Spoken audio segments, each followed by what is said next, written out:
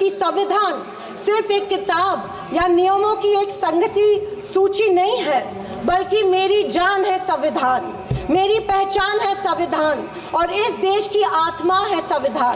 दूसरी तरफ आज़ादी के 50 साल बाद तक अपने तिरंगे को और संविधान को न मानने वाले सत्ता पक्ष के लोग इस देश की उसी आत्मा को कमजोर और खोखला करने की साजिश कर रहे हैं।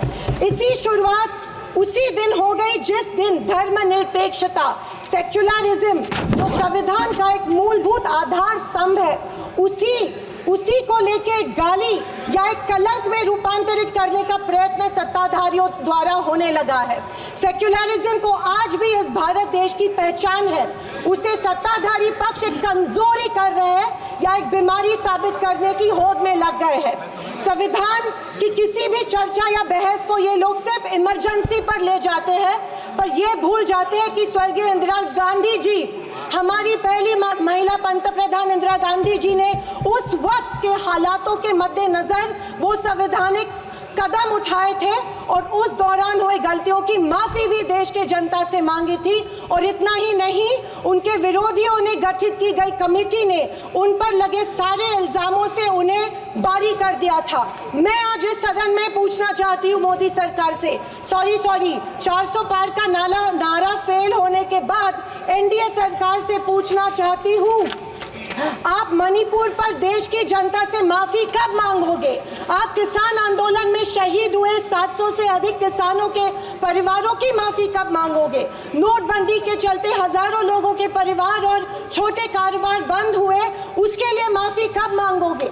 हाथरस के लिए, उन्नाव के लिए आप माफी कब मांगोगे? आए दिन महिलाओं पर हो रहे अत्याचारों के लिए माफी कब मांगोगे? जो बदलापुर में मासूम बच्चों के ऊपर मोलेस्टेशन हुआ, उसके लिए आप कब माफी मांगोगे? जेल में बैठकर अपराधी मर्डर प्लॉट संरक्षण दे रहे हैं, उसके लिए आप कब माफी मांगोगे? खैर, ये इनकी हिस्ट्री रही है या इनके डीएनए में है कि माफी सिर्फ खुद को बचाने के लिए अथॉरिटी में बैठे लोगों से मांगते हैं, आम जनता से ये माफी नहीं मांगते हैं। सत्ताधारी पक्ष के संविधान पर दिए गए भाषण सुनकर हंसी आ रही थी और अचरज भी हो रहा था, क्योंकि जो लोग इस देश में संविधान स्थापित होने के बाद हर पल संविधान को कोसते रहते हैं और हमेशा इस संविधान के विरोधी रहे हैं, उन्हीं को आज संविधान के गुणगान करते देख मन में प्रसन्नता हो रही है और संविधान के प्रति मेरी निष्ठा द्विगुणित हो रही है, क्योंकि ये एहसास हो रहा था कितने ही पहाड़ बना लो, सच के आगे आखिर झुकना ही पड़ता है। तिरंगा को माना नहीं था, उन्होंने कहा था कि 3 अंक अशुभ होता है, तो क्या ब्रह्मा विष्णु महेश अशुभ है? जो हम 3 रेखाएं माथे पे लिखते हैं वो अशुभ है? क्या त्रिशूल अशुभ है? ये मैं इन्हें पूछना चाहती हूँ।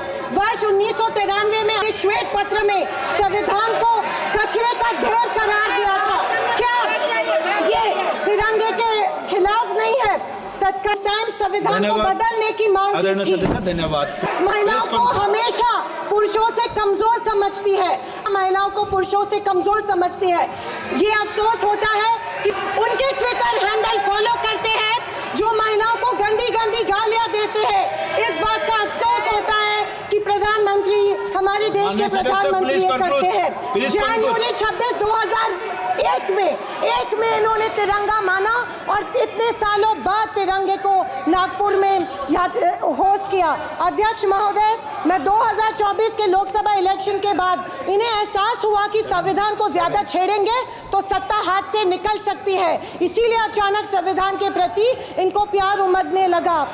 अध्यक्ष महोदय, विशेष रूप से राजनाथ सिंह जी ने, मैं उनका सम्मान करती हूँ, बयान में जाने अनजाने आजादी के बाद से लेकर 2014 तक सारी कांग्रेस सरकारों को ऐसे सर्टिफिकेट दे दिया जिसे कोई झुठला नहीं सकता। उनके मुताबिक संविधान की बदौलत एक गरीब का बच्चा प्रधानमंत्री बना, लेकिन उसकी नींव सर 2 मिनट सर प्लीज। मैं आखिर में यही कहना चाहती हूँ, मैं भारत का कुछ पंक्तियां कहना चाहती हूँ।